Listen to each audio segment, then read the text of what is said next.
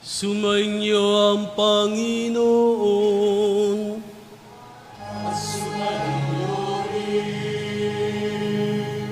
Ang mabuting balita ng Panginoon ayon kay San Lucas. Puri sa iyo, Panginoon.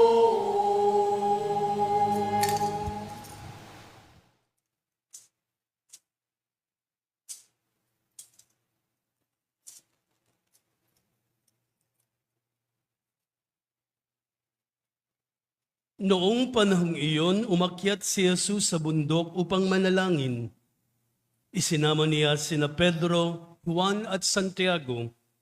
Samantalang siya'y nananalangin, nagbago ang anyo ng kanyang mukha.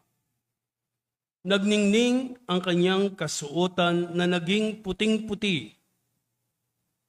Di kaginsa-ginsay lumitaw ang dalawang lalaki, sina Moises at Elias, na nagpakitang may kaningningan at nakipag-usap sa kanya.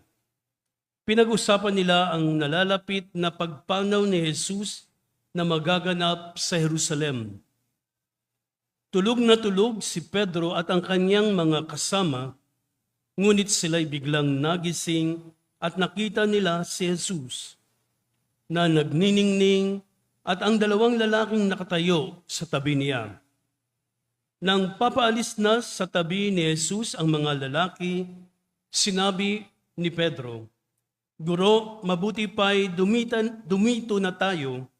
Gagawa po kami ng 3 kubol, isa sa inyo, isa kay Moises, at isa kay Elias." Ang totoo'y hindi niya nalalaman ang kanyang sinasabi. Nagsasalita pa siya nang matakpan sila ng isang ulap at sila'y natakot. At may isang tinig mula sa alapaap na nagsabi, "Ito ang aking anak, ang aking hinirang, siya ang inyong pakinggan." Nang tumigil ang tinig, nakita nilang nag-iisa na si Jesus.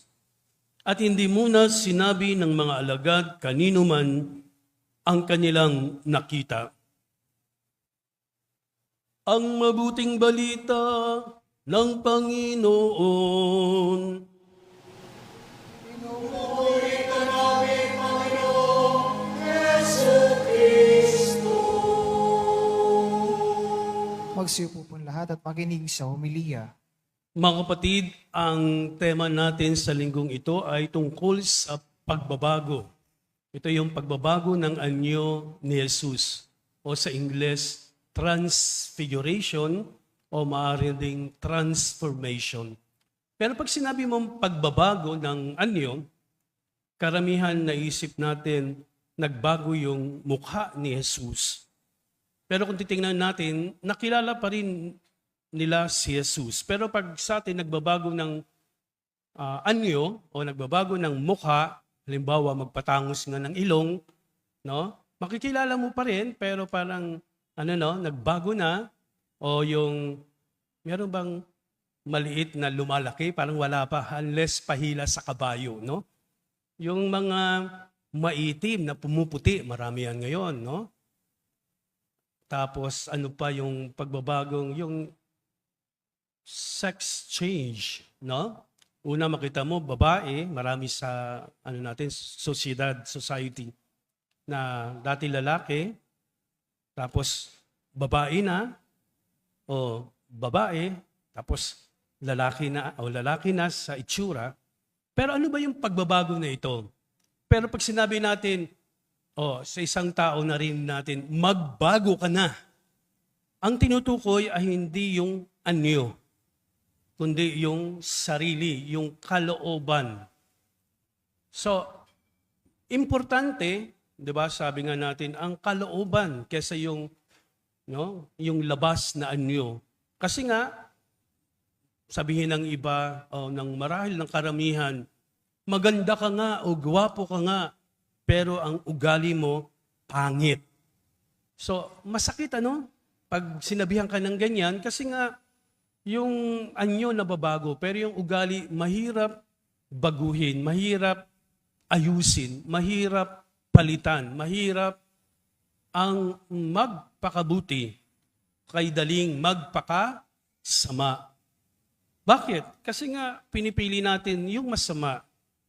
So yung pagbabago na yan ay hindi ngayon lang, kundi noong unang panahon, kahit na si Moises, di ba, natanggap niya yung 10 utos ng Diyos. Pagbaba niya, para yung mukha niya ay nag-iba, no? Humaba yung kanyang balbas, ang kanyang mukha ay nagniningning, dahil nakausap niya ang Diyos. No? Pag nakakausap daw yung Diyos, nagbabago ang ating anyo. Sana lagi nating makausap ang Diyos, di ba? Kasi pag kausap natin ang Diyos, ano tayo? Panatag tayo. Wala tayong takot o pangamba. Wala tayong alinlangan. Saan natin nakakausap ang Diyos? Di ba? Hindi ang Diyos ay hindi nga mag-a-appear sa harap natin. Saan natin nakakausap ang Diyos? Sa mga salita ng Diyos, sa Biblia, sa misa, yung mga pagbasa, narinig natin ang Diyos. Kaya nga sabi, ang salita ng Diyos. Salamat sa Diyos. Kasi nga, ipinahayag sa atin ang salita ng Diyos. Hindi yan salita ni Father o salita ng sino mang nagbabasa ng pagbasa rito, kundi salita ng Diyos. Kaya kung isip natin, dapat pala lagi kong bigkasin ang salita ng Diyos. Pero pag nagbasa tayo ng Biblia, dapat meron tayong disposisyon na tanggapin ang Diyos sa kalooban natin. Kaya kailangan magbasa tayo. Kaya talo tayo ng ibang sekta kasi sila nagbabasa ng Biblia. Sa atin, dekorasyon lang. No? Pangit naman, no? Kailangan na o bago tayo matulog, magbasa tayo ng ilang verses, no? Tapos, ayun, kahit na mapanaginipan mo yung verses, ang ganda siguro. Pero pag yung nabasa mo ay hindi maganda, siguro papatnubayan ka ng Diyos na nagnilay ka dun sa binasa mo at yung iba kasi katulad ni Judas, at siya ay yung nagpatiwakal, di ba? Kung basahin mo yun, hindi po ako ang magpapatiwakal.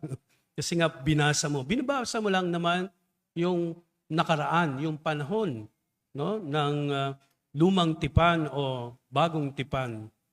Pero ang nais nating lahat, pagbabago. Pag sinabi mong gusto mo ng pagbabago ng mundo, ang hirap. Magdadasal tayo ng peace, unity, di ba? Ng mundo. Pero mahirap, Kasi pangkalahatan yan. Pag sinabi mo naman sa komunidad, maganda ring magbago kasama yung komunidad, kasama yung pamilya. Kasi mararamdaman mo na you belong to your family. You belong to your community. Pag sinabi nating pagbabago ng sarili, sino lang ang makapagbabago ng iyong sarili? Ikaw lang mismo. Di ba? Walang ibang i-influensya sa iyo. Meron siguro yung pagbabago mo, may mga pare, madre, o magulang mo. Diba kaya nga sinasabi tayo, magbago ka na.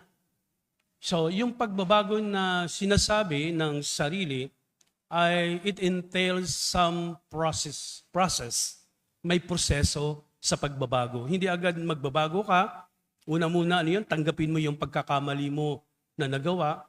Tapos, magdasal ka, tapos magbalik loob ka sa Diyos bago ka lang makakapagbalik loob sa kapwa. So may proseso, hindi agad na, na tayo, okay na tayo, bati na tayo. Hindi ganun. May proseso yan.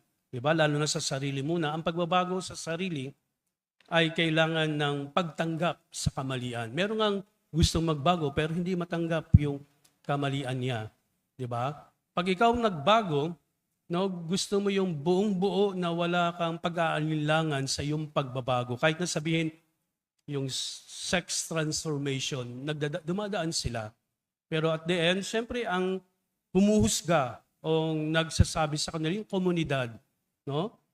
Kawawa naman yung tao na gustong magbago kasi yun ang kanyang nararamdaman na kailangan tanggapin niya sa sarili kung ano siya o sino siya. Kaya lang sa mismong identity, di ba? Meron na siyang problem. So dapat tulungan natin yung mga taong ganito. Ang simbahan naman, tinatanggap pa rin ng mga taong ito, although sabi nga sa ibang bansa na only male and female lang daw. Paano mangyayari yung mag-aalis na yan sila na sa ibang bansa, no? Pero sa atin, ginagalang natin, no? Pag may kausap tayo, yung nagbabago na yan, tingnan natin baka hindi lang din yung physical na pagbabago.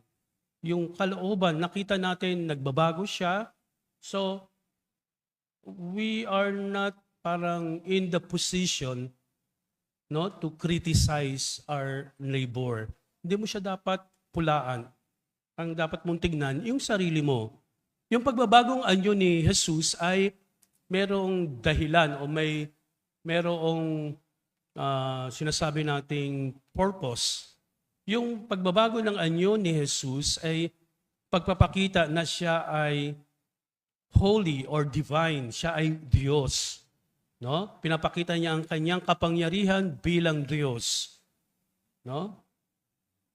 When we talk of temptation of Christ yung last Sunday, pagpapakita ito na si Jesus ay tao, na siya ay tinukso ng Diablo ng 3 beses. Tayo mga tao, tinukso tayo ng Diablo. Ang tinuturo sa atin nung last Sunday na Ebanghelyo, maging matapang tayo, malakas na harapin natin yung temptation. Kasi pag mayroong tukso, di ba, sabi ko, ang sabihin nyo, tukso, layuan mo ako. Di ba? Kinakantaya, alam yan ng mga karamihan ng naririto, no? Yung mga kabataan, baka hindi na yan alam, no? Pero pag sinabi natin yun, di ba? Pag sinabi mong tukso, layuan mo ako, ang kasunod yan, Diyos, gabayan mo ako, basbasan mo ako. Yun ang ibig sabihin in contrary to that word. Kasi gusto mo na maging matapang ka sa pagharap ng tukso. Hindi yung, ay, tukso, ang sarap, matukso. Di ba? Yung iba, nasa sarapan pa. No? Ang tukso, nasa harapan na, susunggaban na lang, di ba? Pero pag sinabi mo yung tukso, there are ways to fight against temptation. 2. Una, prayer. Magdasal ka.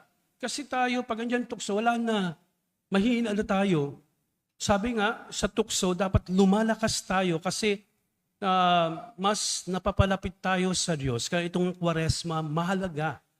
No? Na mapalapit tayo sa Diyos. Kasi lalong itong panahon na ito na nag-aayuno, no? Kung ano pang ginagawang mga penances, ay lumalapit ang tukso. Sabi nga dun sa nakaraang linggo, ang Diablo ay lumisan at babalik kung siya'y may pagkakataon. Ganon din sa atin. Pagkatapos ng isang tukso, may tukso namang darating.